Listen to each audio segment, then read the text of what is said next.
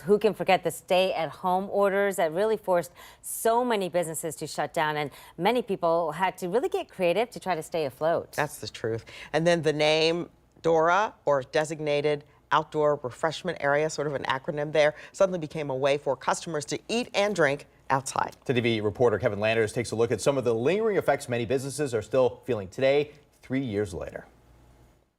The pandemic proved costly for those in the restaurant business as customers stayed away from indoor dining and many in the food industry were forced to close. I've been in retail business in this community for over 50 years, and with COVID and what we've all had to experience over the last 3 years has probably been the biggest challenge of my life.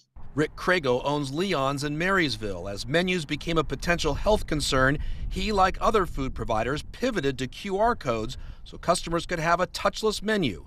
Crago says he was able to keep his doors open in part because of the city's DORA, or Designated Outdoor Refreshment Area. Marysville was one of the first in central Ohio to start one pre-pandemic.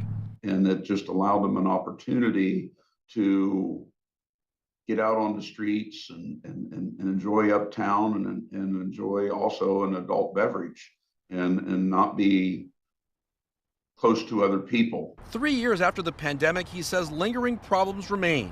Supply chain issues, he says, have raised food prices. And as a result, he, like other restaurant owners, have had to raise their menu prices.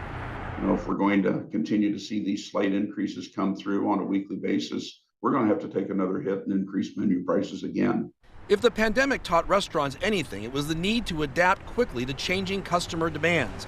Many were able to stay open thanks to curbside pickup and outdoor dining. That is here to stay, and those numbers are about 3 times higher than they were pre-pandemic. But the industry continues to struggle to find workers. We're still on a national basis down somewhere between 10 and 20%. Now, you'll walk into some restaurants and they look fully staffed, and if they're like that, they're kind of beating the averages, which is great. But the average restaurant is still running shorthanded, and that just isn't going to change. And that was Kevin Landers reporting. The state actually has a list of all of the DORAs in Ohio online. So we've pulled that site up here for you. You can just take a look through that, and they've got, you know, the beer and wine. They talk about the specifics if you're into that, if you want to know more about just the places. We counted more than 100 different districts. We'll post a link to this website at ours10tv.com.